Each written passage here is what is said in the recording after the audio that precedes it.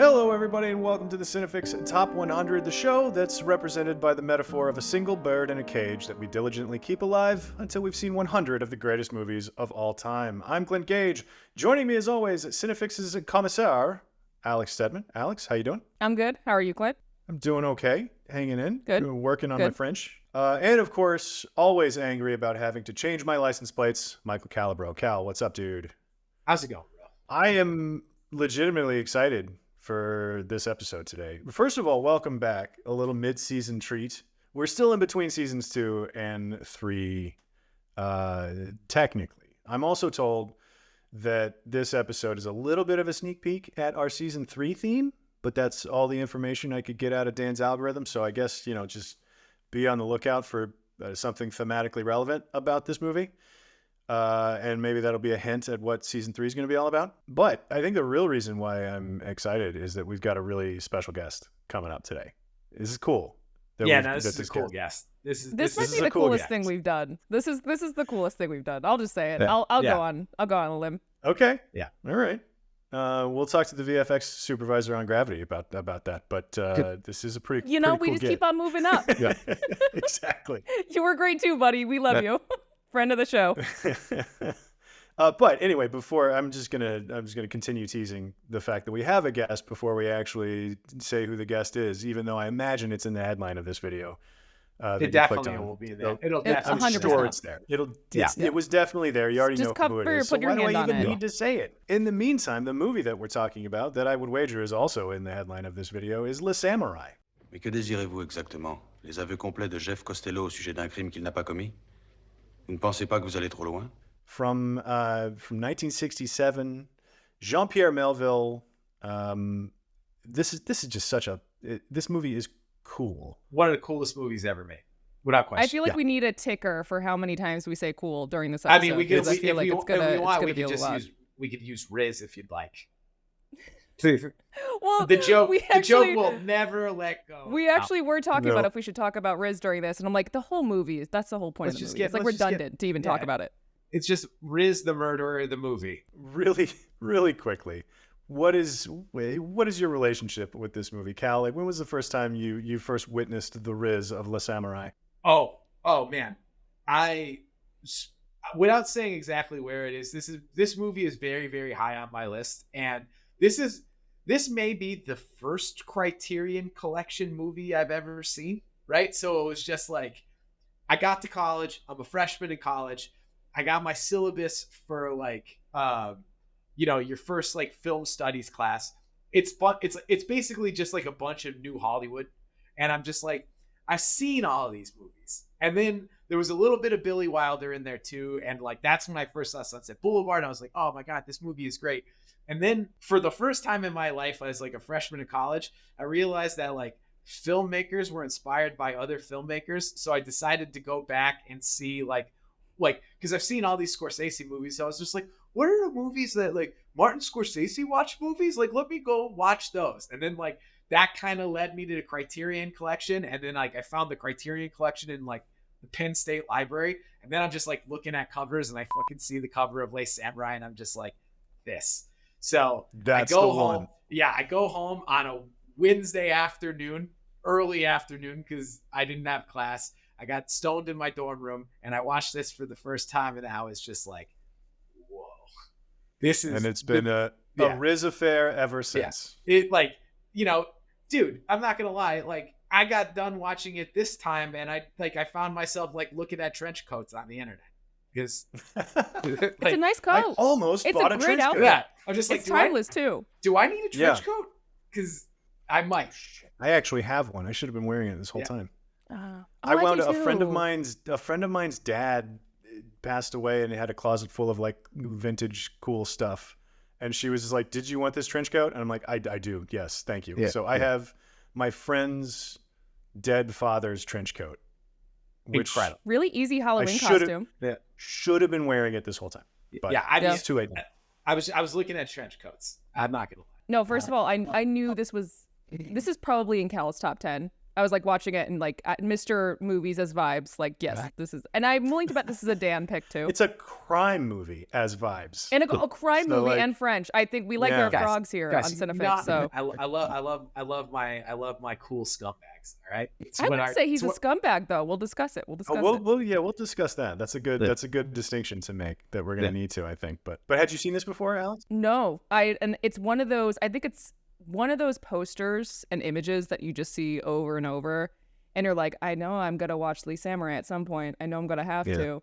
So I sat down to watch it on a Sunday afternoon for this show, and I'll be honest with you, couldn't get through it. First try, shut it off after 40 minutes. Stay with me. Don't post your paragraph yet, commenters. Nope. I took a breath. I did a little research on the movie, and I was like, you know what, Alex, you need to come back to it with a better attitude. We need to understand that this movie is not going to give you character. You have to take it.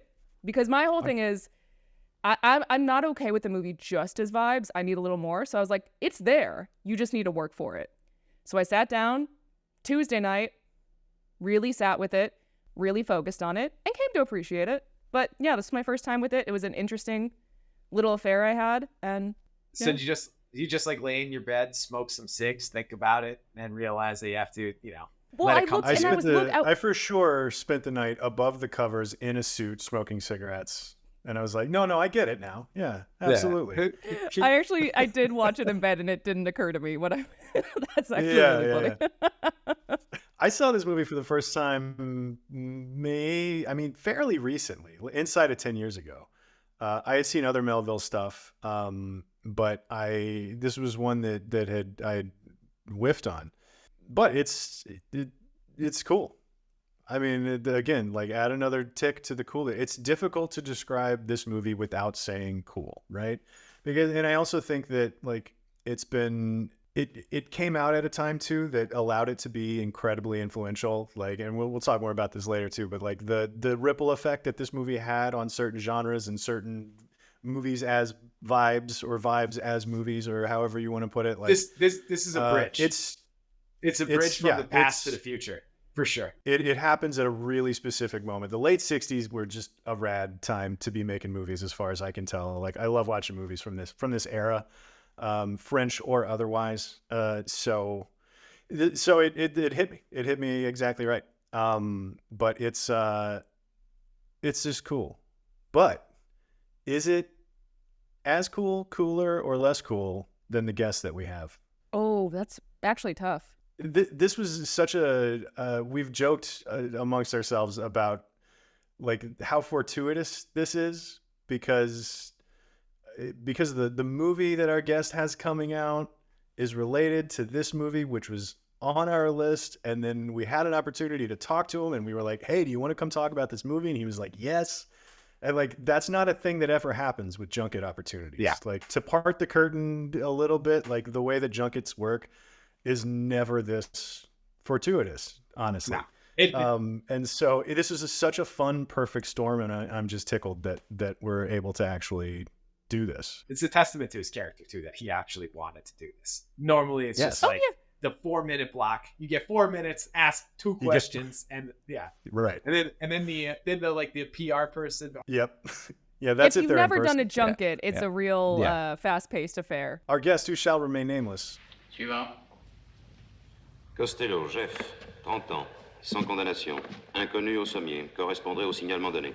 Ne portait aucune arme sur lui. No, but let's bring in our guest. I think we've talked by ourselves enough. Our guest, whose name we have not said yet, writer, director, Academy Award nominee, responsible for such movies as Dazed and Confused, Boyhood, the Before trilogy, School of Rock, Everybody Wants Some, Waking Life, all kinds of like super weird animated stuff. He's done it all. So we're very happy to welcome Richard Linklater. Richard, thanks for being here, man. All right. Well, good to be with you guys. You know, your film Hitman obviously is about a hitman, as the title or would be hitman, about as the title might indicate. Film's about a fake hitman. A fake hitman. Yes, important distinction to make. But on the Le Samurai is another one of the films. It's on our list, our top 100. You use a lot of hitman tropes in your film, and so my first question is like, how familiar are you with Le Samurai? Like, when did you see it first or last? Or Yeah, I think it got a re-release or something in the 90s. I saw it, probably about 25 years ago. I think it got some kind of special re-release, and I was like, oh, cool. I'd only seen a couple Melville films, I think, at that point. But that one, DeLone is, he's so incredible. So, yeah, to me, that's one of the touchstones of Hitman. It's sort of, if you think about the Hitman genre, it sort of probably reinvented the Hitman. He gave it a new look and a new morality too. The American Hitman movies were always so, Hays Cody, you had to like pay the price for your sins and everything. But that one's more relentless, and I don't know, the steely killer. I don't know. It's style. Melville's the master. So the 60s were such a rad time in terms of like the Hays Code, kind of the waning days of it going out, and yeah, the amorality of it is you can get away with.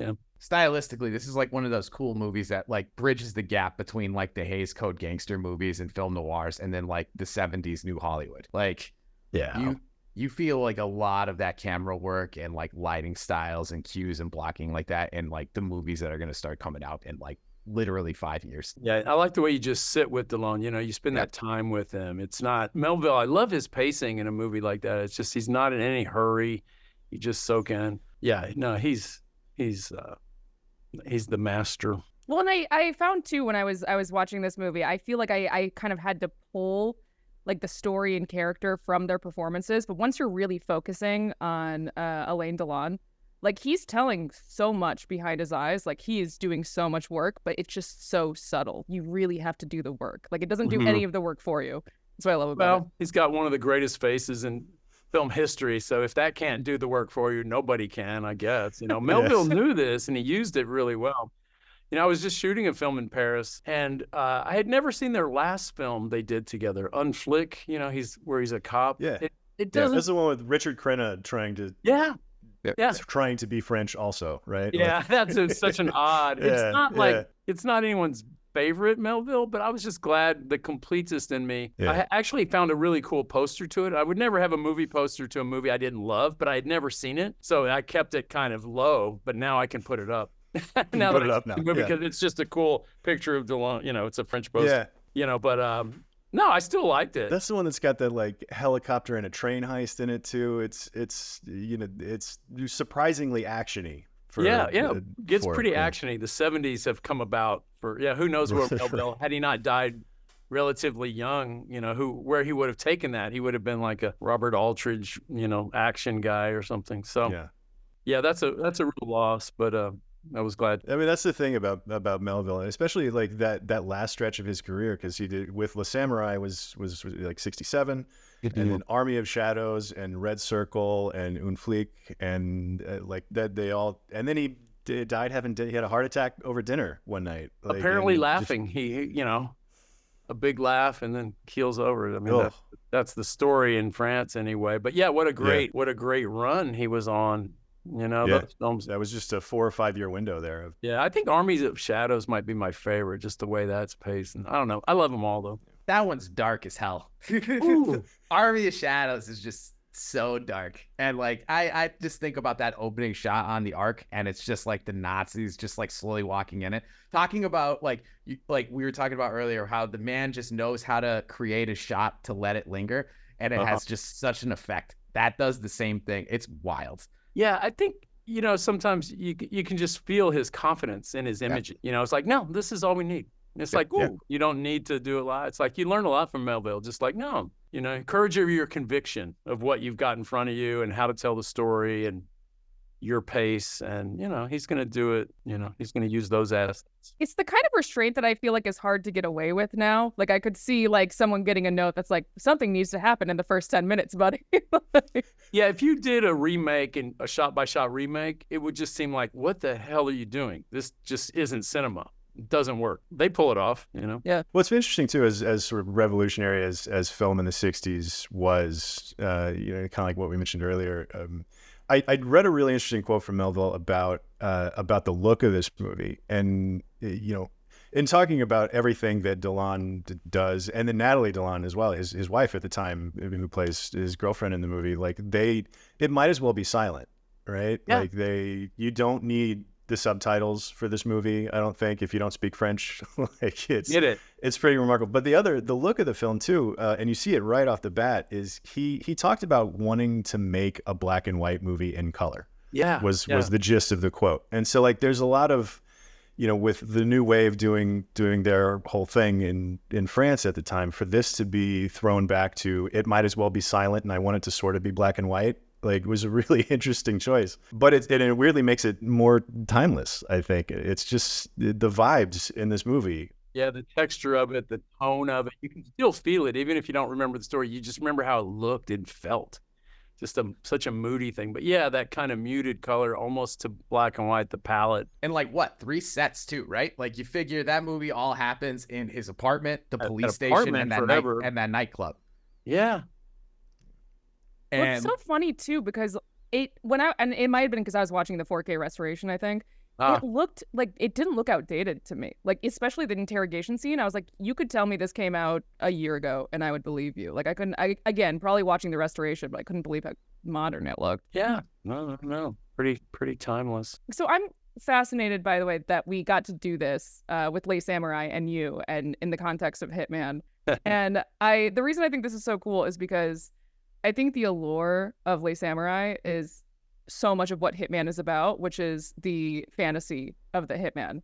And there's a really good point that's made very early in Hitman, which is like, Hitmen are not something that people normally come across. It's not a thing that we encounter a lot in everyday life, but it's been such a long-standing fantasy in cinema. Like, I'm curious to get your thoughts on that, because it's so fascinating to me. I love this area, and I've been studying this for seriously 20 plus years, of this myth of the hitman. Like, I'm convinced, this notion of a retail hit, I make a difference. Retail hitman, not someone who's working for the mob or the drug cartel, just the unaffiliated hitman who's, doesn't know the person. There's no connection. But I think the average consumer thinks on their menu they could maybe purchase the death of another person, because this image, it's invented by movies just because it's so damn cool, And I think Le Samurai probably takes that to the apex of this is the steely killer, So it's a total pop culture myth that this doesn't really exist, and people are a little disappointed, on this movie. I was at the Venice Film Festival, and they said, oh, there's four Hitman movies here at the festival. What do you think? And I was like, is mine a Hitman movie? I mean, I'm debunking the myth and kind of deconstructing it, maybe, because mine's a comedy too, by the way. And they're always very serious, because the typical Hitman is this kind of icy killer with no, just no blood in his veins. He's just kind of, like, who is this person behind this steely exterior who can kill without conscience? And usually there's a woman or something comes in and kind of humanizes them. And, there's a trope, and you see it in different cultures. You got a lot of good Japanese hitmen, you got movies, they're all over the place. But just this image is so powerful in our consciousness and in the culture that, people believe it, unfortunately, I guess, because people are out there, thinking they can hire a hitman, and you just can't. They're not there. If you start shooting your mouth off in a bar or talking to they fortunately kind of start calling police. There are people like, hey, there's a guy who wants to kill somebody. And, the person you meet is an undercover, you're part of a sting operation. It's just so bizarre to me that people would believe it's real. I've known this for a long time. I enjoyed reading some hitman manuals in the 80s, underground press and all this stuff. And then I heard one of them, the most famous one, was written by a Florida housewife who was just pulling in stuff, like Mario Puzo, The Godfather. Yeah, it was fanfic. Yeah, it's all, and, he said all those lines came from his mother, that these aren't, but then you have it, these kind of mafioso types kind of start resembling the movie, it's like real life movie, real life, so same in the hitman world. And I've watched enough undercover, surveillance videos and listened to enough recordings, read enough transcripts.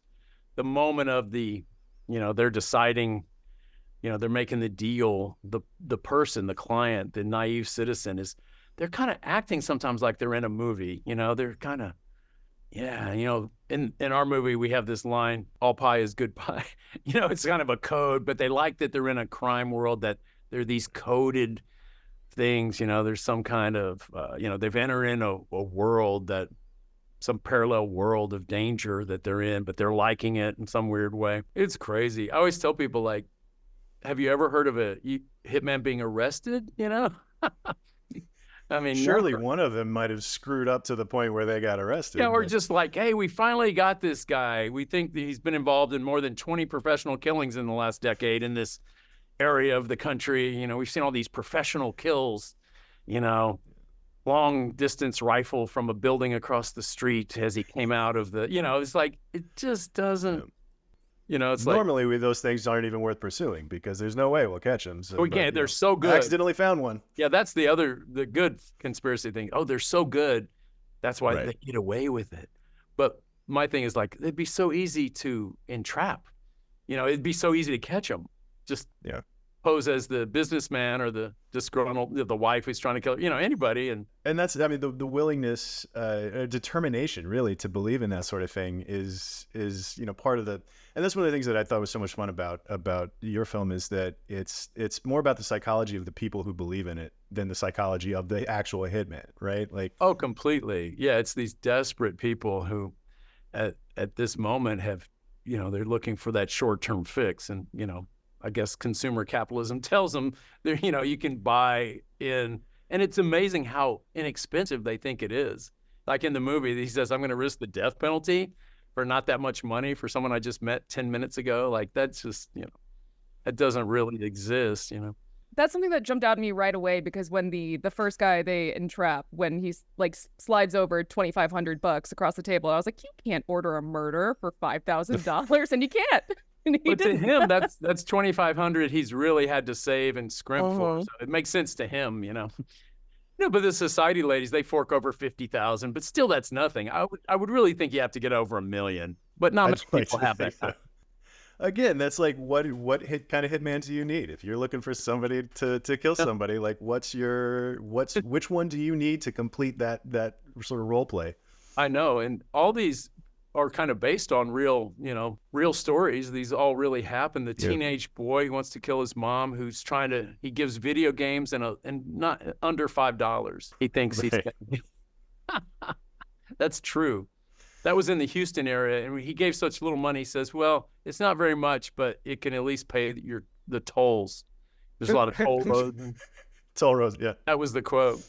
Yeah, so that's incredible. I don't know. I do love this phenomenon, and I follow it a lot. I read a lot of stories about, there's a lot of arrests at solicitation, and you could argue the ethics of entrapment, I guess. The movie leaves enough room there in the courtroom where the defense attorneys always go after the Gary character because he is sort of entrapping desperate people, but it's a bit of a conundrum. You want I guess there has to be a mechanism when someone's out there wanting to kill someone, but really what they probably need is a good mental health professional or some other thing in their life. But our law enforcement doesn't really have a place for that. So no, it's a pretty interesting area, I think, of legal, mental health, all that stuff. But the overall of it is, of course, just this pop culture myth that we're all pretty wedded to. And at the Venice Film Festival, I said, well, there'll be 4 more hitmen. This movie is going to change nothing, I assure you, because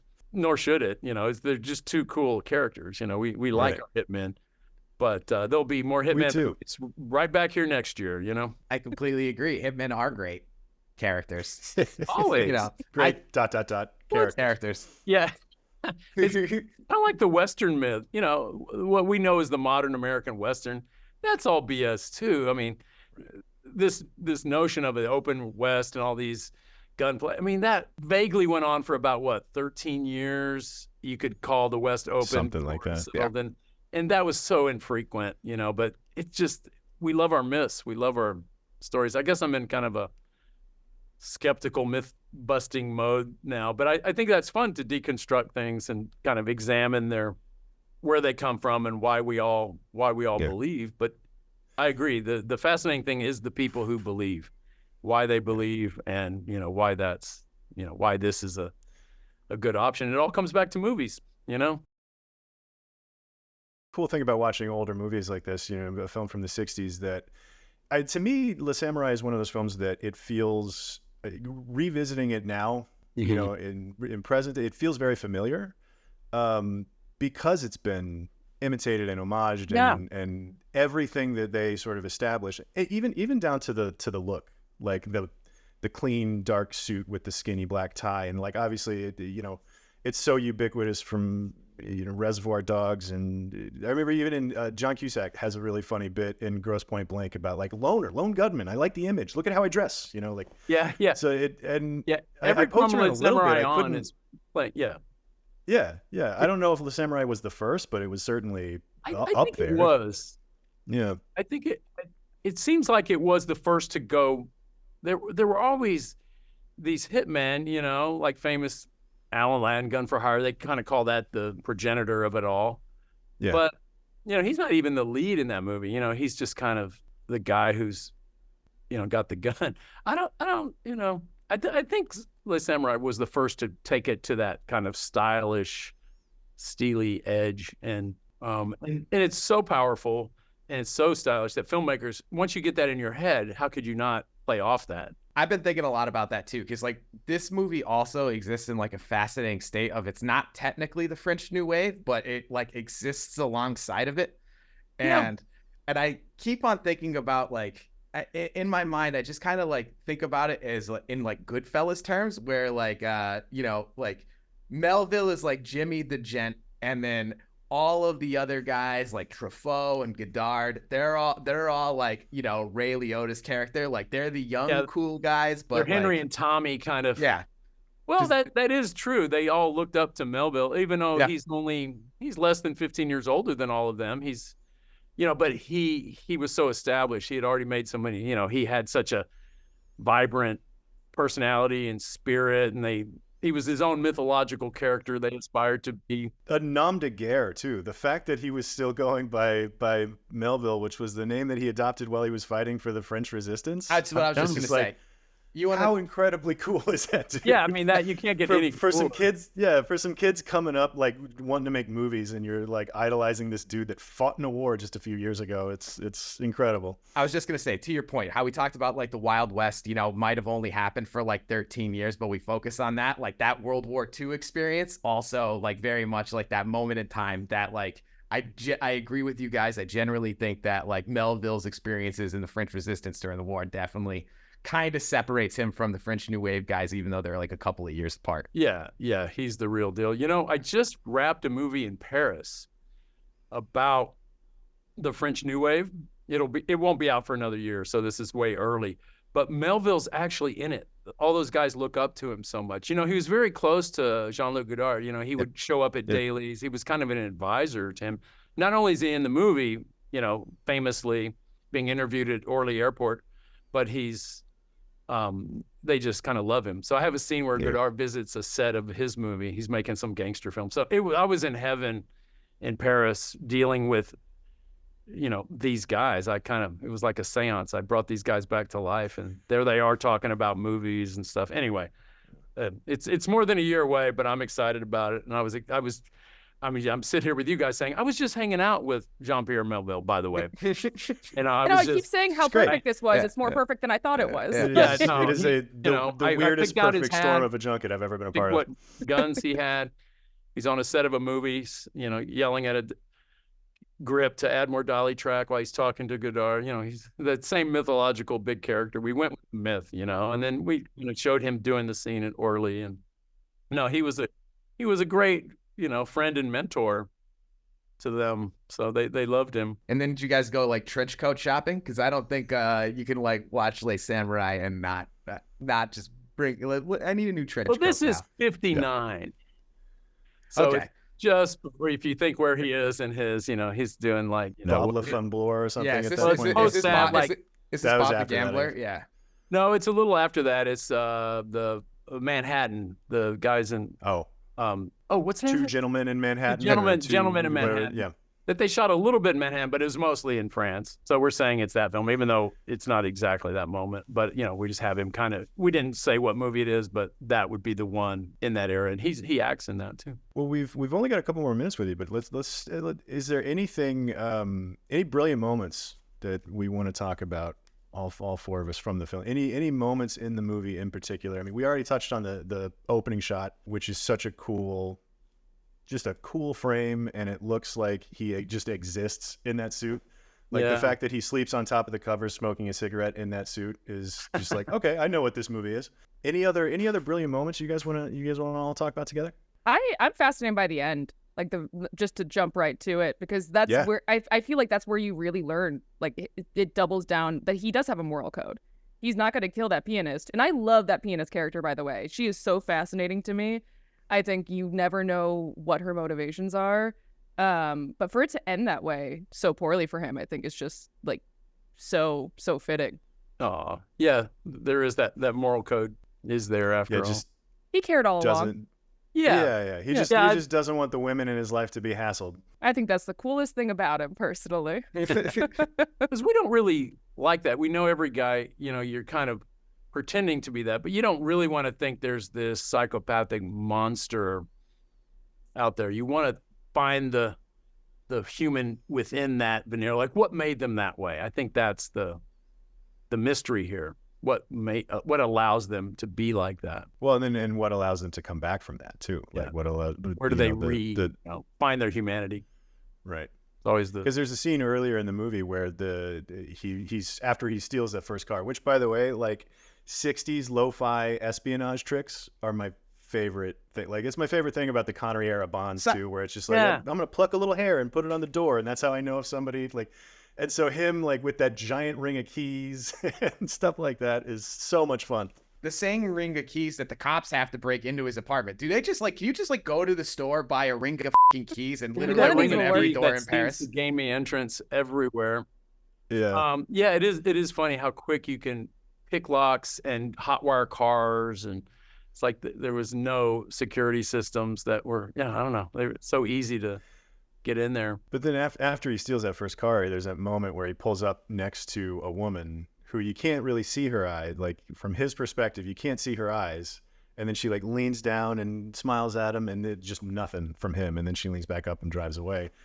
And so contrasting that with the fact that he literally goes and sacrifices himself so that like the whole thing can just be done, by the end. Like that's the sort of lone bit of tracking an arc that we get out of Jeff, I feel. Otherwise he's just on the job. A professional, a cold professional. Yeah. In my movie I have Melville he's going to introduce Godard, because the beginning of Breathless, he steals a car. He says, I'll introduce you to the best car thieves. He's going to help him out on his movie. That's great. He knows the real deals everywhere, all around town, the real car thieves, the best people. So also, was it just me or were those cops not good at chasing him? Like I was like, come on, guys. Were they not good, or was he that good at getting away? I think he was that. I think he was that good because the movie, like the one scene in this, I always keep on thinking about is the interrogation, and the way that's all blocked out. It's wild. To be a real great hitman, you have to have that elusive quality where they can't quite get you. So yeah, I mean, it's everything from just ducking out of a subway at just the right time, and then like hopping over a turnstile and going doubling back and all of that stuff. And always with that cool, just I do this every day. Yeah, yeah, this is just part of the gig. We just have to think there's people in the world who proceed through it like this. What other to talk about that perp walk kind of sequence again, which is like a 25-minute chunk of this movie. Like, for as cool as this movie is in, you know, and its reputation and legacy and all that stuff, we've talked about the pacing of it. It can be a very slow, particularly where a thriller, well, you know, would be concerned. But then, like, there's 20 minutes worth of being in the police station with, do you recognize this guy? It's like, I don't think so. And well, I kind of do, but in a different hat. And like it's a 20-minute sequence, but it's so well blocked and so well that you're just like, I just watched him kill a man, and I'm rooting against the cops who are clearly on the scent, right? Yeah, but we're automatically against them. We're Which is such a strange and he's incredible been trick to introduced, pull. we're already invested in him. The power of cinema. You know, it's so, isn't it just, it's wonderful, especially when you get in these kind of morally, I don't know. I just say a movie like this, you can throw out your moral compass pretty quickly when it's someone who looks so cool, who's that. In the film, just cinema says, here's our star. You just invest in them. You can do it, you know, and then you realize at some point, depending on the movie, you know, oh, in the head of a psychopath, the audience, you're still in there. I had that on Hitman. It's like, I think even though there's a little body count toward the end, you know, it's kind of like, oh, I'm still like these people. I'm pulling for them, even though they're doing things you could say, well, no, you know, I don't know if they deserve the death penalty for that, but who cares? Absolutely. And in Le Samurai too, it's like, yeah, he's a professional killer, but he's got that bird. Yeah. You met the bird already. I was He's fascinated by the bird. So He's a professional, but he's our killer. We know him. We know his life.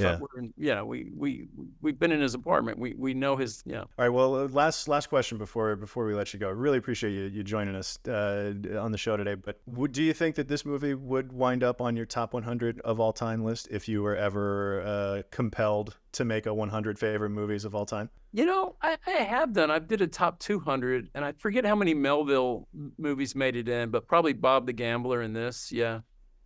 Would be my Melvilles, or like I said, Army of Shadows. I saw that a little more recently. I think that's up there. It's tough, Melville. There's so many good ones. Yeah, they're all kind of tied for best. I put them in their own category. You know, when you start doing top lists, you go, well, how many can I do by this director? You know, you want to be magnanimous, spread it out between cultures and directors and stuff, but you know, how many do you? Those are always we've all had our own sort of versions of like hard and fast rules that we have. Like, I know Cal's only one per director, and then we also had to mix some comedies back in, and it's weird. It's a weird, tough thing. It's tough. Top 10s are impossible, but I have trouble with the top even couple hundred, you know. There's just too much. A lot of good movies out there, as it turns out. There's too much, you know. There's a lot of different ways to do it. Like on the day they ask, like, what's the last time I thought of that director? Oh, what film if I had to watch one by that director today? Oh, I'd pick that film. And not even your best. Maybe you haven't seen it lately, or you thought about it recently, or, you know, it's hard to say what. But most of us have perennials that just seem to hang in there for decades. Absolutely. Samurai. Well, Le Samurai's not going anywhere. That's the good news. You know, that's going to be there. I think another 50 years from now, people are going to be still talking about like, oh. We'll make another Hitman movie in 50 years, and we'll all get back together and talk about Le Samurai again. We'll see where Hitman movies are, but I'm sure they'll still be influenced. They'll be around. The big guys looking, you know, no one will ever look as cool as Alain Delon, but they'll keep trying, you know. They're going to try. All right. Thanks so much. Thank you really so was much. great Thank you so talking with much. Talking to you guys. Thanks again, Richard Linklater, for being here. That was a lot of fun. That was awesome. Friend of the show, Richard Linklater. Yeah. Too bad, man. We're calling you friend of the show from now on, whether you like it or not. Not up to you. But we didn't get all the time in the world to talk about brilliant moments from this movie, of which there are a handful that I'd like to talk more about. We talked plenty about the opening, I think, which is one of the coolest shots in the whole movie. What other moments do you guys want to talk about? What other sequences or moments are worth breaking down a little bit? So, I mean, it's not so much that it's brilliant, but I couldn't stop thinking about it this time around. It's the guy, the license plate guy, and Jeff. They don't actually say anything to each other, and I'm just like, they have one exchange, and the second one though, and where they just like, right, and it's just like, what do you think that guy did after like Jeff Costello left? It was just like, fucking hot guy came through. That asshole, he doesn't even talk. Like, he pays well, but he doesn't talk. Like, he gives me a stack of cash to slowly use this screwdriver. Yeah. I get like the idea that he's the guy that needs to replace the plates. Like he's got to drive out to the sticks to get new license plates for this. Like he just stands there while that guy does it. Like I don't understand why that guy couldn't give him the plates and the screwdriver and say like F off. You know. Like I guess he could, but it's just like Jeff Costello pecking order kind of thing. Does not change his own plates, you know? Clearly. And they just, no, those hands are clean. Well, they're not, but well, they are. 'Cause metaphorically he's wearing white gloves, you know. Yeah. You know, literally they are. Metaphorically, not so much. I actually shout out to our close personal friend Richard Linklater for pointing out how gosh darn good looking Alain Delon is. I think, and I'm not even kidding, I think that's why he gets away with so much. Like he's just so gosh darn handsome. Pretty privilege, man. It doesn't just a sexy dude from France in the 60s. Like that goes a long way.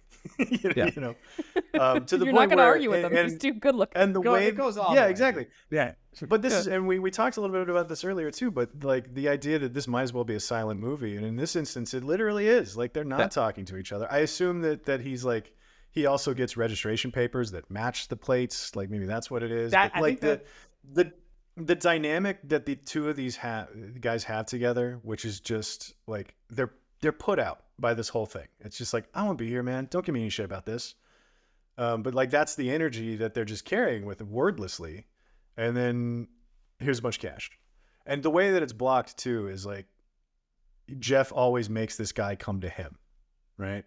Like, I'm not going to hand you cash. I'm going to hold cash and you can come grab it from me. You know, like it's such a power move.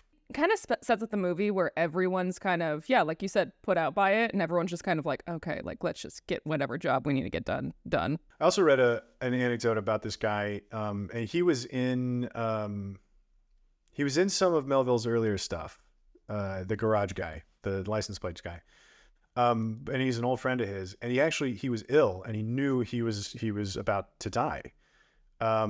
And in fact, it was like the day after the guy came in to record the one line. So they have the one exchange, and the second time he goes to get the plates, where the guy tells him, Jeff, I promise this is the last time. And Jeff looks back at him and says, okay.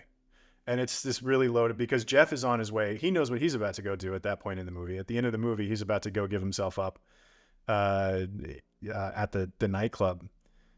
But in real life, this actor literally went to the hospital and passed away like 3 days after he recorded that line or something like that. Oh, The line is like, I swear this is the last time. Like he recorded that with Melville just a few days before he passed away. And then apparently too, when Alain Delon showed up to record his okay, that was the day that he found out this guy had passed away. And so like even the tenor of those two lines together had this incredibly sad meta narrative to them. But like, there's, that scene is imbued with that kind of energy where he's just like, I promise this is the last time. Okay. And like, it's just such a heavy moment. And it's the only little back and forth that the two of them have throughout the entire film. And it just happened to be under those circumstances in real life, which is wild. I want to cry. That's very sweet in a way. Oh, right. That's so sad. But But the only reason immediate. he was ill, and the only reason he showed up to play this part was because he would do it quick, and it was a favor to Melville because they were good friends. And no, but you do immediately get this long history between them. I think that's, again, like just a credit to the actors. I want to compliment Alain Delon a lot. Like spoiler for the MVP section, I think he does so much with just his eyes and his body language. Like he doesn't have that much expression, but he has an energy depending on the mood. It's really impressive. No, and that's I think that's what I'm I think that's what I'm reacting to, Alex. That was a really good way to put it. There's a long history between these two. And that's the idea that they're like tired of each other and like, don't give me any shit about this. Like, just give me the gun. Like that is such a good shorthand for a big past, right? Mm-hmm. Yeah, that's like, probably. I'm not doing this again, Jeff. Yeah, I'm not doing this again, Jeff. This is the last one. Je te préviens, Jeff. C'est la dernière fois. D'accord. Jeff. What a great name too, Jeff. It's so American. I deeply love French pronunciations of very basic American names, and it was another Melville, Bob Le Flambeur. Like the way everybody says bub in that movie I love it. I I don't just think want they to say Jeff in this movie. I don't think I really curl up clocked and- it. They don't. It's all just Jif. Like, I mean, it's Jif? French Yeah. stuff, and I'm being a jerk just by like, like trying to say Jeff in French. But like, there's something really really wonderful to me about the French accent and very standard American names. Another Which one is- for the ticker. says- It's cool. Says more about me. It's just cool. Mhm. Alex, do you have any scenes you want to talk about specifically? We mentioned this with our dear close friend Richard. I was fascinated by the bird the whole time because, like I said, when I went back to it, I was really trying to pick apart Jeff and trying to figure out this character. And the entire time, I was like, why does this dude have a bird? And then we get to that scene after the cops bug his apartment, and he can tell because of the way his bird is acting. And I think it's because it's the bird's freaking out, but he can also see like feathers on the ground. I think one shot we see. Yeah. But it Seems told me ruffled. so. Yeah, seems it's just like that bird is bothered. And it told me so much about that character. I think also maybe he just likes the tiny bird for companionship because I think he's a little lonely. But watching, it's like a 2-minute scene where he's just like very methodically checking the apartment, keeping an eye on his very bothered bird. This is maybe like, I don't know why it's like my favorite scene. It really just hit with me. His whole life is so sort of methodically assembled, right? And like that's the whole front half of this movie is watching him get away with killing somebody in a very, very planned, very structured way. And the fact that there's an element of a living being that's involved in that too, that like has a role to play in that life. Like there's something it's at least nice to see that he's an actual person a little bit, you know? Well, that's why I was so thrown by it. Like I was like, what an inconvenience to have a pet when you're a hitman. Like you like someone could come for the pet. I don't know. Like you might not have time to feed the pet, but then it made total sense. I will say though, I don't think the bird has a name. I do not think that he's I think it named has a that sweet bird. name. I think its name is like Jennifer or something nice. I don't know. Jen. Jen the bird. Old Jenny. Jen the bird. Mm-hmm. No, I do like that the bird is there and that there's a chirping. I mean, it's a lot like having a plant too, right? Like just to have a little pop of green color in your life, like does something for you. Like, You think Jeff cooks? You think he cooks? No. oh, Yeah. I doubt it. I really don't see No. him doing anything like that. It might just be that if anything, like I feel like this apartment, somebody just left. That he just walked in and put his bottles of water on the Many. cabinet, and that's it. That's all he does. He doesn't cook, but he stays hydrated. We'll give him that. He's very fit, we'll give him that. you gotta stay hydrated. Oh, he's proper fit, I believe is the phrase. Proper fit. I also want to talk about. Can we talk about in the sense of his alibi, Monsieur Wiener, which I got to be a little kid about it just for a second. His name is Mr. Wiener, but it's Jeff's girlfriend's girlfriend Jane. I guess the guy that's keeping the apartment for her. He's paying for her to live in that apartment, and It's her she job. stops by at 2 a.m. and sugar daddy, I guess. I'm not exactly that's it. sure what That's- the right, because the thing that is interesting about that character for me is like he shows up at the police station, and he identifies the living shit out of Jeff. It's like, no, it's that guy's face, but he also wears that jacket and then that hat, and then like he's able to like Mr. Potato Head the proper alignment of Jeff, right? And he but like, so does he know, has he met Jeff before? Does he know, he's got to know that Jane is with Jeff, and is this him trying to get revenge on Jeff by correctly identifying him, but then he's inadvertently making Jeff's alibi like that much more airtight? And was that Jeff's plan all along, That was Jeff's plan. to like make sure that he shows up and is able to identify him out of anger? Because even when the criminals that were after him were talking about how good his like alibi was, it was two unconnected stories that account for all of his time. So I definitely It's think too airtight, is what the commissar said. The thing about this movie is everyone in some way is obsessed with Jeff. Like they either love him or hate him. I think a lot of the women feel some kind of love for him. and the men are just obsessed with hating him. I And mean, you see how that in the can commissary. And yeah, how can you not hate him? as a guy. Yeah. You're never As a going to be guy the most who's- handsome guy in the room, As not a- when yeah. Jeff's around. As a Like- as a guy who's not a hot French man from the Yeah. from the 60s, I get it. I get their anger. Especially when he's with he's your also girl. he's I mean, also I get it. so aloof. Yeah. Like there's no Mhm. like I don't imagine getting a drink with Jeff. Like No. that's not part of Jeff. Jeff's not a man of vice. No. Yeah. No, he is not. Well, and that's why I'm so fascinated by the Jane character as well. I think the two prominent women in this movie, the Jane and the pianist, who I don't think they say her name, but I read that her name is Valerie. Like Jane is basically risking everything just for like a shot. Am I like, I don't know if I'm wrong there, but I feel like she's just doing it because she really has a lot of affection for him. Yeah, what is it? What is it that she says? I love when you come here because you need me. Yeah. Which I guess is just like I need to be in your life somehow. And Yeah, if I want to that's be a important to random you. I want to alibi- be. Yeah. And she could but, go to like, jail I for could- that. She could die for that. What I think is incredible about her performance, though, and this is again because they were married in real life at this time, like the way that it seems like she knows who he is, right? Like I really think that she is very aware of who Jeff is and what he's up to, and then like she's made her peace with that, and you can see that in like how she talks to him, and even just the looks that she gives him, where it's just like, I'm not letting you get away with all of this, like I'm at least on to you a little bit.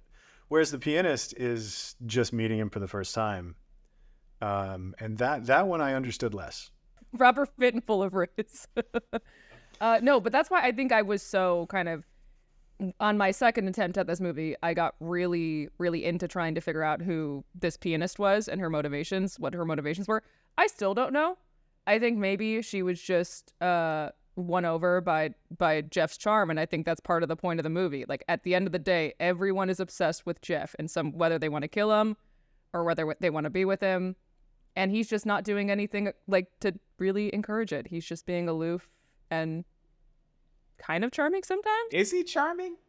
No, not really. He's just handsome. Yeah, because like when he's talking to her, he's just like matter of factly being like, "This is the alibi. Remember this." Like he doesn't treat his girlfriend. He only treats her slightly better than the license plate guy, insofar as that they actually talk to each other. J'aime quand tu viens chez moi, parce que tu as besoin de moi.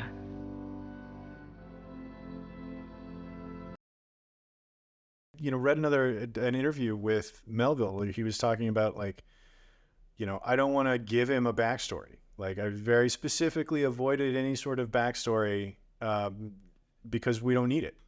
Like it's just this portrait of a couple things that happened in this hitman's life. Like I don't want him to be a damaged goods, or I don't want him to have too much of a past, because it's the schizophrenia is what he was exploring more than anything else. Apparently, which is super interesting. It's interesting once you learn about it. I would have not guessed that watching the movie. Yeah, he did more research on schizophrenia than anything else, from what I can tell. And that's the sort of the what he wanted to present was a portrait of this guy who's, it's not, he doesn't realize that he's a criminal. I mean, he acts in a criminal way, and everything that he's doing is of course illegal, but like he doesn't feel that way. And maybe that's something that we respond to, because of course we watch him kill a guy, and then 5 minutes later we're like, ooh, don't catch him. For some reason, because we're under the same spell that Jane and the pianist are. It's incredible. It's very strange when you stop and think about it. It's like being hypnotized and then waking up a little bit. Well, I think part of it's exactly what we talked about with Richard, like in regards to his movie Hitman. I think there is kind of this allure and, I don't know, fascination with the hitman as a concept, as a cinematic legend, myth.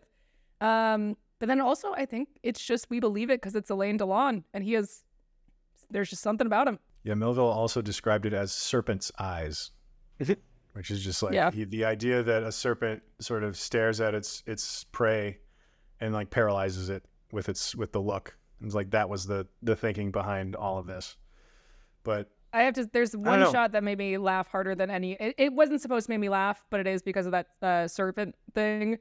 It's actually a scene that I wanted to talk about just because I'm so fascinated with the pianist.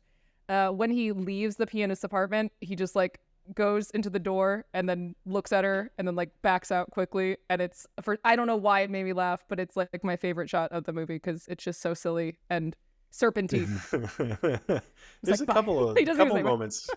Yeah, there's a couple moments of him going through a door because when he goes through the door to kill the guy in the beginning, the nightclub owner, like he's walking very slowly and then all of a sudden he just like pounces into the door and the camera moves quick all of a sudden and it's there's a couple moments like that where all of a sudden we like strike in a way that's much quicker than any other way that they've been moving like at all. Well, I during like the movie, you know?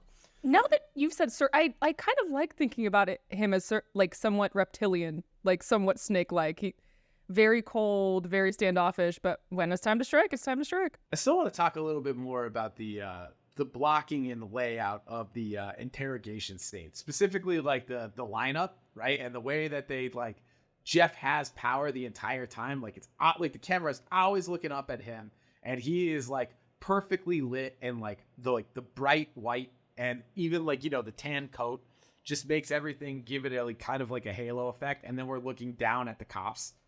It's just wild how that whole thing works. I'm trying to think like, cause you know, the perp walk is kind of a thing that has happened for a while. And I'm sure this isn't the one that like invented it, but it sticks out because I feel like everything since then has definitely taken a bit from this. Yeah. Yeah, because I mean, there's a lot of noir stuff, you know, things like Asphalt Jungle and movies like that showed up before this, where there were, you know, and even Casablanca with Round Up the Usual Suspects, like the idea of like just go out there and get me all the people we know are, you know, like petty criminals, and like bring them in, and we're gonna question them all. But the fact that they put them up on this little stage and they light them and they're standing in front of the height chart kind of, but like. This image, and like you said, like it's got to be one of the early versions of this, if not the first. But the fact that he's on stage and everybody else is set below him and sitting down, and he's standing up, kind of looming over everybody, it's a choice. Yeah, for sure. And I mean, even just like the set direction, like I haven't been in too many police stations, but I can't imagine they're all black like that. And then, you know. It's just with these like tufted leather folding chairs too. Yeah. These chairs look real comfortable. Yeah. But like everybody that potentially witnessed this crime, they're all wearing black. Like everything is black, and then it's just like the wall, like the you know, mugshot wall that is just totally white, and he's just so like brightly lit. And the fact that they always shoot him at a little bit of a low angle, so it's like giving him a little power, because the other guys that they did, like the first guy that kind of looks like a French daredevil, you know, he like they shoot him eye level, and then like Alien, and then Jeff walks up and it's just down a little bit, not a subtle amount, you know, but enough to give him some more presence and bravado in the frame as opposed to the other perps before him. Well, and even the commissar gets shot looking straight down at him, you know, and like he's the primary antagonist of the movie. The cop who's trying to catch a killer is the primary antagonist of this movie, and you know, he's utterly powerless in this moment. He's being looked straight down at by this stone cold serpent of an assassin. Well, and I love how much he hates the commissar, hates Jeff, and I feel like this is where it starts. The other thing that really struck me about this scene, and I kind of brought it up with Richard, is I can't believe how modern it looks. Like you could put this in a movie today, and like I think I read somewhere that Melville wanted it to look timeless. He didn't want it to look like it was in a certain year or something. And I feel that way about the entire movie. Like it's actually pretty crazy how it doesn't look like it's in 70s France, to me at least. Well, you know what I think is, I mean, outside of like wardrobe and set design, there's nothing particularly of its time about this movie. That's what I'm saying. Also, yeah, and I think the other thing that feeds into that, because I totally agree with you, is like there's nothing particularly avant-garde about this movie either, right? Like the French New Wave doing its thing was like it was very specifically trendy to that time, and like this is the way that we're editing movies, and this is the way that we're shooting movies and everything, and this just didn't, you know. And Cal, I think you dug up a quote about somebody talking about how he's just an American director. Yeah, and he took umbrage to that very badly. Yeah. And he was just like, I think it's more Japanese than it is American. But the idea that this movie doesn't exactly fit in with the French New Wave, even though he was very influential on that movement and he was around the whole time. But there's nothing particularly edgy or envelope pushing about the style of this movie. It's just cool.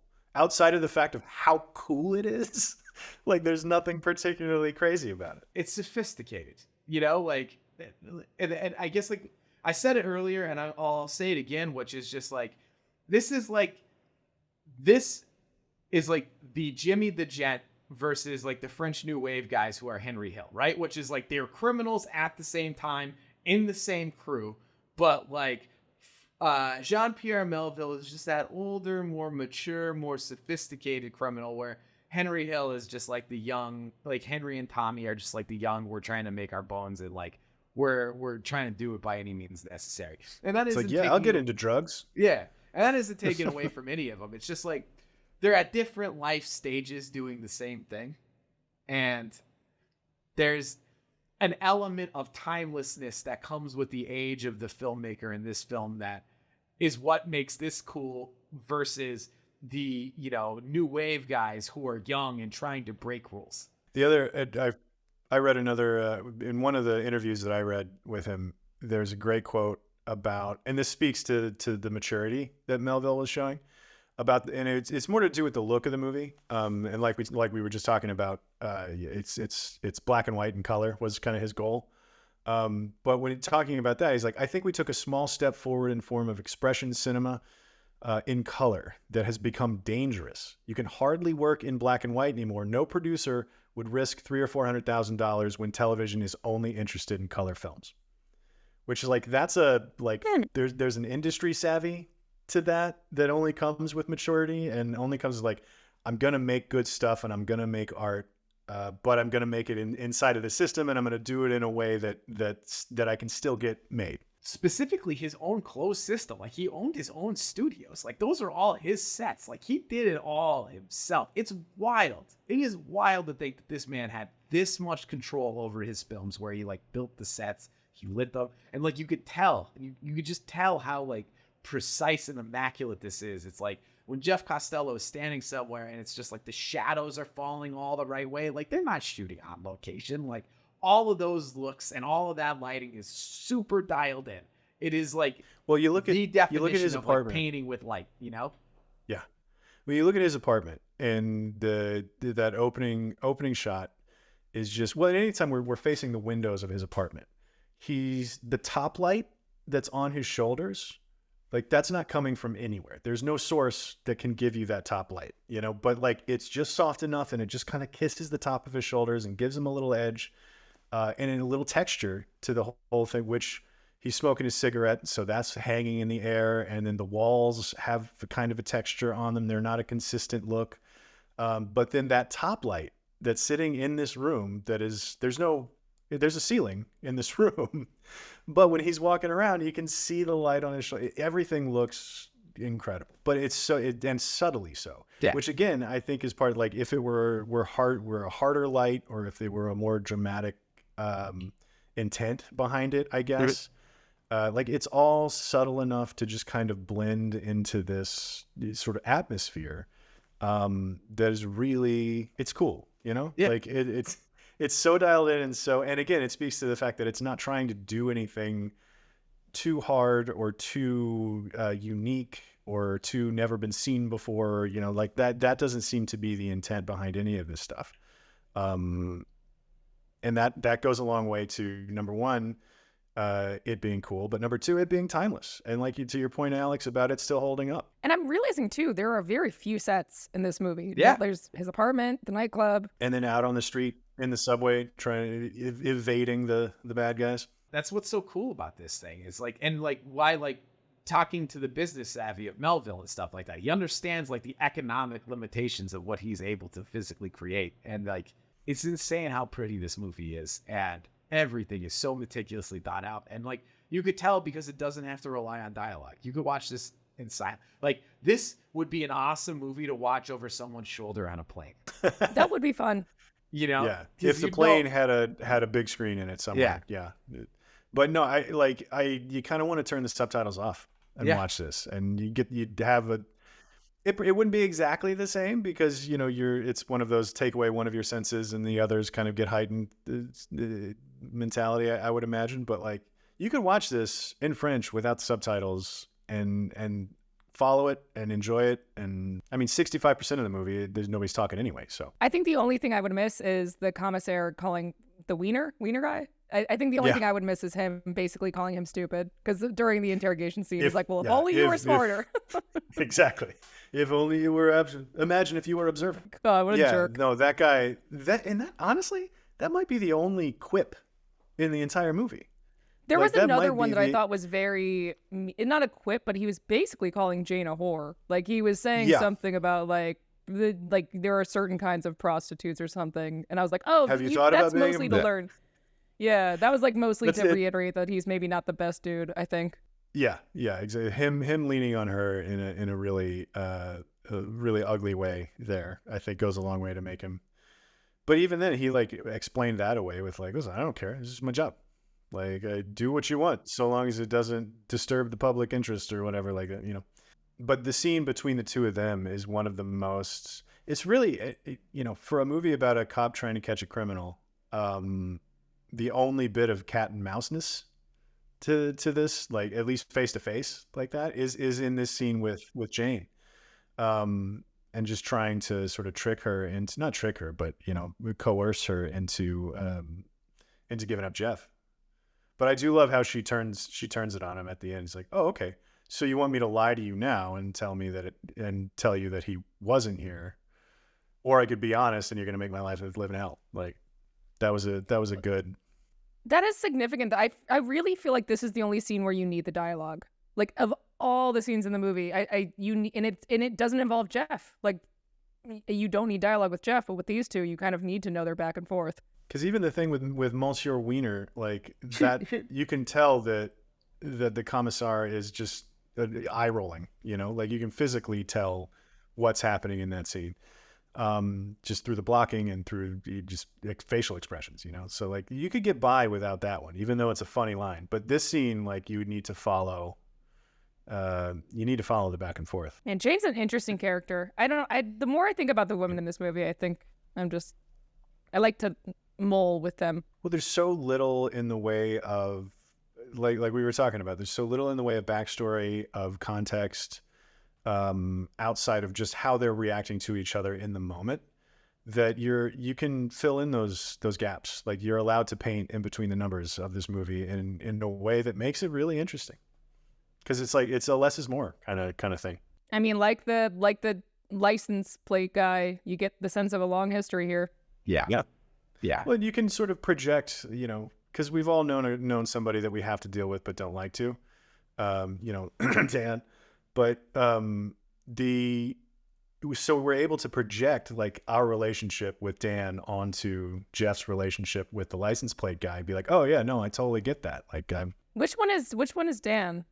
I feel like Jeff is Dan in that case. Well, Dan's not that cool. Whoa, back that up. No. Are we Jeff? Are we saying we're as cool as Jeff? I don't know if any of us are Jeff, but I can tell you for damn sure it's sure as not Dan. Let the record show, Dan, I tried to give you a compliment. No, yeah, we shut it down real fast. No. And I'm not cutting around any of this either. Yeah. No, that's staying in. He's gonna keep it in, Dan. There's surprisingly a lot of little funny roles in this movie. Just like people. I love that whole living. Well, and they set him up so cool because even after he kills the owner of the nightclub and then he's walking out, and we get those cool shots on each of them watching Jeff leave. Like we see the maitre d' eyeballing him on his way out. We see the pianist clock him on his way out. Like we kind of set up all of the little holes in his getting away with it. And then gradually, he does get away with it, I guess, to a certain degree. I mean, kind of. He still does. Kind of. Yeah, but on his own terms, I feel like. Yeah, I do feel like it was on his own terms. He knew what he was doing. Je ne perds jamais. Jamais vraiment. All All right, let's talk about movie lists. This film has gotten honorable mentions in our top 10 opening shots of all time, and an honorable mention in our uses of silence video. Didn't get a pick in either one of those, but it did get a shout out, and it hasn't, honestly, as far as I can tell, gotten a pick on a movie list. Which really? That's actually shocking for CineFix, I feel. It feels a little strange, but I think I don't know. It's not terribly surprising. Talking about it it's in on the top context 100. of now having spent 30 minutes talking about a movie with Richard Linklater, I would assume that it would be more important to me and the channel. And I feel like it is right now, sitting here. Well, that's why it's coming in hot. Like, if this is its first true mention with, Richard Linklater. Hitman? Do we do a Hitman list? I mean, if No, Richard Linklater has taught us anything, that there's enough of them to justify the public consciousness into thinking retail hitmen exist. So I can imagine that there are 10 different types of hitmen where I can taxonomically break down, including fake hitman ones. movies. Yeah, including fake ones. Hitman is not a Hitman movie. Is mine a Hitman movie? That was fun. I do think I want to do just like I said, a whole French top 10 French films from the 60s. Like, I think that's enough. There's enough there that I really adore, honestly, to make a whole list. And that would be a fun precedent to start too. Just like pick a decade, pick a country, and go to town. Man, if anybody else thinks that's a good idea, let me know in the comments, and we'll get that going. I'm just gonna do this. I'm gonna do it anyway. But any other movie list that he needs to end up on? I'm just shocked he didn't get on the best uses of silence. There's a lot of silence in this movie. Yeah, there was some. Well, you know what I think beat it out from this era is Rafifi. It's a little hard to argue with that with an entire heist. Like, that's a long sequence of really excellent and stressful silence. Well, I guess that was my question. Like, what beat it? And yeah, that makes sense. I'm not sure, but I that's the one from this era that made the cut. So Rafifi's rules too, and like that heist scene. Yeah, oh yeah. Yeah. Let's Torf, shall we? If I say any French wrong, oh well. Torf number 1. I tried my best. Trivia number 1. Ready? Torf. In the book Melville on Melville, Melville reveals that he originally filmed Jeff Costello meeting his death with a picture-perfect grin. True or false? That's true. True. There are production stills for that too. Yeah. He looks genuinely crazy. Like, he's got this whacked out, like, I don't know where the phrase picture perfect comes in that, because it is clearly an insane person's smile. But no, that is true. They did that. You guys are right. And I have to wonder if that was like part of the schizophrenia idea. And maybe I read a thing where the only reason that they changed it was because Melville heard that he had done it. He had died with a smile on his face in another movie. Like, Alain Delon had done it before. Yeah. And so he was just like, no, thanks. I'm not doing this twice. I'm not going to make you do this twice. Also, it just looks so weird. I'm so glad that they didn't. That would be like, I feel like that's the potential for, like, that's what you remember about this movie. Yeah. Like, it overshadows the rest of the movie, because you remember that movie where that hot French guy ended with a crazy grin on his face? Yeah. No, that would be weird. And I feel like, it would just take you out of the entire movie. It would just be so out of place. Yeah, good choice. Good call, everybody. Good call. All right. True or false? The species of the caged bird, our favorite, Jennifer, is a female European goldfinch. True. Yeah, let's go true with that. You guys got to brush up on your birds. That is a bullfinch. Oh, it's a bullfinch. Oh my god. It's a bullfinch. Excuse me. Guys, come on. I'm sorry. Is it an unladen African swallow or a European swallow? It is a girl though, so I'm still calling it Jennifer. Good. Oh, there's more in the bird. In the book Melville on Melville. Specifically because the color of it, right? Like, it's basically like a grayish blue, black and white in color bird, right? Yeah, he said, I wanted the opening shots to be predominantly gray, so I used a female bullfinch because it is just black and white without the male's orange breast. Oh, and sadly, that's sad. The caged bird was a casualty in the fire that destroyed Jean Pierre Melville's studio in 1967. So, R.I.P. It was never the same after Jeff died anyway, so. Torf numero 3. Ghost Dog, The Way of the Samurai from 1999 by Jim Jarmusch was made as an homage to Les Samurai. True. It might have even been just a straight up remake, but That's one of many homage films. for sure. Yeah, that is one of many films that homages this. That is true. Yep. In Ghost Dog, the protagonist uses an electronic key to break into luxury cars, mirroring Costello's use of the large ring of keys for stealing vehicles in Les Samurai. Additionally, both movies feature birds that act as companions and advisors in times of danger. Advisors. Advisor? I like the idea that advising. Jennifer is an advisor. Jennifer She's was like, like, "Hey, someone's hey." been here, Jeff. Somebody's been here, dude. Okay, last Torf. It is not until exactly the 10-minute mark that the first line of dialogue is spoken. True. That's true. Are we including how long he lays there in bed for the opening credits in the runtime? No, so it's probably true. That's true. Yeah. If anything, Yeah. I might say false because it might be longer than that. It's true. The first word, Okay. Jeff, is spoken by Jane. Jeff? Chief. Jeff? That's it for Torf. I am so sorry to the French people watching this episode. Sorry to the French. Good Torfs. Thank you, Tayo. Thank you, Tayo. Okay, who's your MVP? I mean, I already hinted you at spoiled it. yours, yeah. I spoiled mine.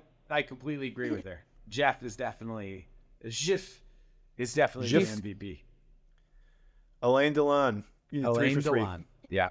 I think as well tended as this movie is by Melville, I think if you have a lesser performance, He put a lot of trust in Alain and Delon. it's one of those movies that it is so hard to pull off not doing much. You know, like he doesn't do much, and it's easy to write it off as like, well, he's not doing much, but he's like, he's doing plenty. Like it's such an interesting performance for not doing anything really at all, but doing all of it. I'm going to give my honorable mention to, though, the actress who played the pianist, Kathy Rosier. I don't know if I'm saying that Frenchly enough. I thought she was phenomenal. To me, she was kind of like a foil for Jeff. Hard to read, a little aloof, but she said a lot with her eyes. And I was pretty fascinated with her. She's honestly the one in the movie that I didn't get as much as everybody else. I feel like I was fascinated by her.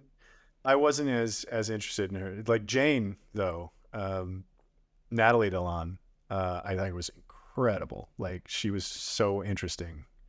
And I didn't get as much out of the pianist for some reason. I think it's because I understand Jane when I didn't understand the pianist, and I wanted to understand her. Does that make sense? Like she was more like you were drawn into her more than again. She's like a foil for Jeff in that way. Like I'm like, what's going on in there, buddy? What's your deal? No, I can see that. What's your deal, buddy? What's That'd be great. your deal, Miss if her Pianist? name was Buddy. Cal, you want to do one more segment? I think we got time. Yeah, I think we do. If this was I guess an American movie, if there was an American remake, who would Nicolas Cage play in this movie? I think you got to put him as the commissar. Yeah. Easy. Like old Nick Cage is the commissar, but like late 80s present day Nick Cage. Present day Nick Cage definitely commissar, but like Valley Girl through Wild at Heart, Nick Cage could definitely play Jeff Costello. He could have taken a crack at Jeff, but like I just don't think that I don't think it would. If the idea of this segment is what would make this movie better. Yeah, that's I do think this is, in my opinion, this is a perfect movie. So this is you're just going to straight up remake this movie, and how could it also be interesting with Nicolas Cage? But like, I guess like what I'm trying to say is Nicolas Cage, he can kind of do this. I mean, like, listen, it's Jeff Costello. The guy is just handsome, wearing a suit, murdering people. And if anybody has enough riz to potentially pull this off in America, it's Nicolas Cage in the late 80s and early 90s, because he is the guy who in Wild at Heart did say, like, this is a snakeskin jacket, and for me, it's a symbol of my individuality and of my belief in personal freedom. And if that is not the attitude of a hitman, then I don't particularly know what is. And the attitude of a man self-confident enough to pull off something as loud as a snakeskin jacket. Like, I gotta be honest. But I would don't it think be he has better? the restraint. No. Oh, he is. Yeah, I feel like that's the opposite of Jeff, though. Like you like him. Quiet Nick Cage is really interesting in the context of loud Nick Cage, right? Like quiet Nick Cage is like, oh wow, look at how interesting he is, and that's probably why he could pull off the sort of the flat Jeff kind of portrayal, right? Because you'd be like, oh, I know he's cooking with gas underneath all of that, so it's like he gets sort of bonus points for doing less, you know. I still don't think it'd be half as good. End of thought. I don't. Yeah. All I'm gonna say is like, this segment has come like, if we did this with Nicolas Cage, where would he be? And the best possible version of a movie with Nick Cage. This movie, in my opinion, is a perfect movie that not one frame of this movie should ever be touched. I don't think it would be want worse him- with him as the commissaire, though. I think he'd be a good commissaire. I think he would be too, and I want him as the commissar, and I want him getting frustrated with the fact that he just knows that Jeff did it, and he just can't prove it officially, and he like that would give him more of an arc than I think he had it, because he's very matter of fact about his job in the movie, right? Like the commissar is like, you know, he's like, I don't believe her, so we're gonna follow him. He did it. I don't know how or why, but he did it. So follow. Like having Cage bring more energy to that side of the movie, I wouldn't be opposed to even a little bit. Yeah, same. I would, if I could do it, I would. If I were a wizard, I would do If I it. were a wizard. All right. Well, let's talk about where it ranks, because clearly Alex and I are right, and Cal, you lost that segment. I had it at 49, right smack in the middle of my list. That's high. I wasn't honestly, sure this like, would be a Clint movie. You know, Interesting. to be honest, I wasn't either until I looked it back up. I was like, oh, I did have it on my list right there in the middle. Weirdly, like 49 is weirdly high for a movie that I'm like, did I put this on my list? So Yeah, first half. yeah, just snuck into that top half. Mhm. I'm told Dan had it, and because of course this is a Dan-ass movie, Dan had it at 21. Yeah, that sounds right. So Cal, That sounds right. you This is had, like- Where is it in your is top Alex 10? right? This is in my top 10. Yeah, this is number 7 for me. Yeah. I hate constantly being right. Yeah.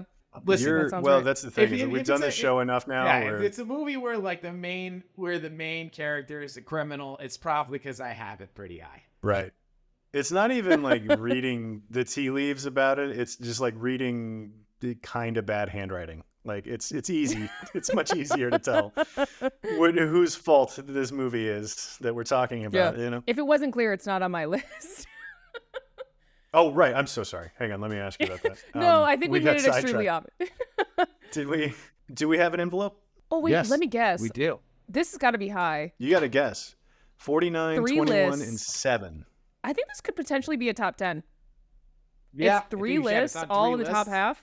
I'm going I'm top not going 10. to argue with you. You're, I mean, just because I get to go second again, I'll take the over. I got to stop doing this. But So you, what I do know. what do You you forget think every this is time. about? But, Every time.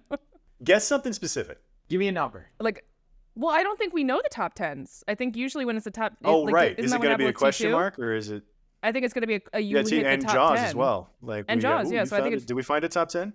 I mean, No, we I'll did guess not. now. We found and 13. Oh, lucky 13. number 13. Number 13.